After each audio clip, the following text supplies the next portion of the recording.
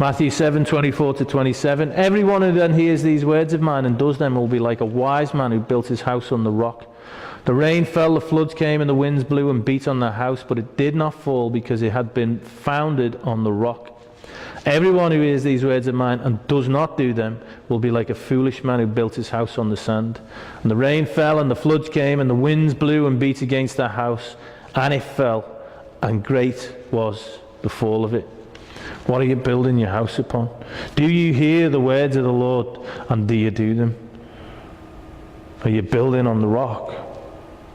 If you do build on the rock, you're okay. If you build on the sand, great will be the fall of what you're building. The rain fell, the floods came, the winds blew and beat against the house, and it fell, and great was the fall of it. There's been horrible things that have gone on in the world, but there's a time coming that's going to be even more horrible. Do you want to be involved in something where you actually say to yourself, why didn't I listen to the words of the Lord, and why didn't I do them? Why didn't I build my house upon the rock? Do you hearken to the voice of Jehovah? Because if you don't, you can be assured the time is coming when you wish you had. Revelation 12:6-14. The woman fled into the wilderness where she had a place prepared by God in which she is to be nourished for 1260 days. This is the description of the bride, the wise virgins, those that hear and do. So if you want to be one of these, hearken to the words of the Lord. And please take note now of this word nourished, because that will be important as we do part 2. The woman was given 2 wings of the great eagle so that she might fly from the serpent into the wilderness to a place where she is to be nourished for a time and times and half a time. And we strongly believe that the place is in Jordan. Here again, I bore you on the eagle's wings. Where is this place? This is the place which is in Jordan, which contains the place known as Petra, which means rock. It's also a place called Bozrah, which means the sheep pen, which we'll look at as well in part 2. The woman was given 2 wings of the great eagle so she might fly from the serpents into the wilderness. The Lord's actually saying, I've got something prepared. For those who hearken to my voice and listen to me, I've got something prepared. I've got a place where you will be safe, where you will be nourished and kept. For those people who listen and do my words, you will be safe.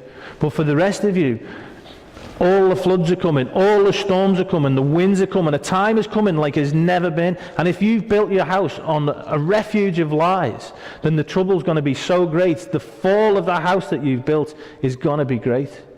And it's coming on the whole earth, because we read about that in Revelation. The troubles and tribulations that are coming on the whole earth. You can't get yourself a holiday home in some nice place and think you're going to escape it, because you're not going to escape it. Unless the Lord prepares a place for you. Jeremiah 23:7-10. Therefore, behold, the days are coming, declares Jehovah, when they shall no longer say, as the Lord lives who brought up the people out of Israel, out of the land of Egypt, but as the Lord lives who brought up and led the offspring of the house of Israel out of the north country and out of all the countries where he had driven them, then they shall dwell in their own land. The Lord's going to bring his people into a place of safety. He's promised to do it. So all the plagues and the parting of the sea of reeds will seem like nothing compared to what is to come. I think that's incredible. I do. Whenever we lose heart, just remember that he is faithful and he is sovereign over all things. Job 42:2 says, I know that you can do all things and that no purpose of yours can be thwarted. We need to know our Messiah, and the word for knowing there is yada, that means intimately, and he needs to know us. No good shouting out, Lord, Lord, if he doesn't know us. 1 Peter 2:8, and a stone of stumbling and a rock of offence even to them which stumble at the word, being disobedient, whereunto also they were appointed, a rock of offence. This is talking about Yeshua. A rock of offence even to them which stumble at the word, being disobedient. Those who don't want to listen to the word of God, who are disobedient, the Lord, Yeshua, is a rock of offence to them. They are offended by him. The rock that we build our house upon, the one we know as Yeshua HaMashiach, is actually offensive to those who have no regard for the word. Those with disobedient hearts, they prefer a God of their own imagination. They're actually offended by the Messiah, by Yeshua. They're offended by him. It's insane. No wonder they're offended by us when we start speaking to them about what the scriptures say. They like this guy. They like listening to these people. They like what he says. And they go to places like this. But they have built for themselves a refuge of lies. And they're everywhere. These are the many. When he says many, many will say, Lord, Lord, it's us. Who do you think the many, many are? If Yeshua is indeed offensive to you and you prefer to worship another God, one who is fine with your disobedience, then great shall be your fall. I'm talking about really, really seriously great. Such is a time as has never been. We can only imagine what it will be like. And it says, when you cry out and your calamity comes upon you, the Lord says, I will not hear, I will laugh. I'll laugh. Because when I called out to you, you did not hearken, you did not listen. Alternatively, because you've made Jehovah your dwelling place, the Most High, who is my refuge, no evil shall be allowed to befall you, no plague to come near your tent. There's Petra in the eagle's wings in Jordan.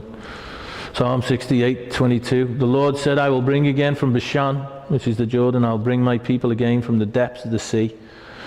And JP did a teaching on Thursday which explains that this is talking about those who have died, because the Hebrew actually says the deep, the sea, not the depths of the sea. And he said it's probably best translated as the deep sea. So this is talking about in the end time, his people will be in two places. They'll either be in Jordan or they will be in Sheol. That's the two places they'll be. There won't be anywhere else. So you'll either be safe because you've built your house upon the rock, or you will have had to lose your life in the great tribulation that is coming. And love not your life unto death. Woken up to the fact, well, I've built my life on a refuge of lies. I'm going to have to start walking right with the Lord, and it will cost you your life. These are the two places where God's people will be. In finishing part 1, we'll go back to the Parsha. Joseph has finally admitted to himself and acknowledged to his brothers who he really is. His Egyptian facade has melted away. He has been reawakened to his Hebrew roots. He is Joseph, the heir to all the promises and the successor to the covenant of Jehovah, not the politically connected husband of the priestess of On. And Joseph said to his brethren, come near to me, I pray you. And they came near, and he said, I am Joseph, your brother, whom you sold into Egypt. Now therefore be not grieved nor angry with yourselves that ye sold me hither, for God did send me before you to preserve life. Joseph is able to forgive and love his brothers because he knows that Jehovah was in control all the time. What a thing for him to have said. Don't be grieved or angry with yourselves. These are the people who'd beaten him, threw him in a pit and talked about getting some money off him, and probably said all kinds of horrible words out of their mouth. And he's saying, don't be angry with yourselves. And he gets it. God sent me here before you to preserve life. Amazing. Perhaps the only words more graciously spoken than these in all of history were those of Messiah Yeshua when he said, as his life ebbed away, Father, forgive them, for they know not what they do. William Bullock Sr. says, Joseph, suddenly alive again to his true identity, spiritual heritage and destiny, proves himself as a true prophet and friend of the Holy One, interpreting the events which have occurred in his life and the lives of his brothers through the eyes of the Holy One. The events and circumstances of our life, you see, are in reality merely tools in the hands of the master sculptor, who was simultaneously shaping not only the events of the world history, but also each of our individual characters. So all Joseph's sorrows were for a purpose. God used them to preserve his family and provide the conditions for it to become a nation. Joseph was a victim of men, but God turned it around for his glory.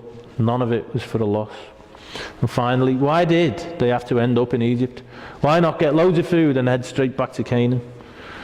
And the reason, if this family did not go into Egypt, then they would have assimilated among the pagan tribes of Canaan, and they would have ceased to become a distinctive people. God had to put them in a place where they could grow, yet remain a distinctive nation. Jehovah always knows best. We've got to always remember this. He's faithful and he always knows best. No matter how it appears to us, he always knows best.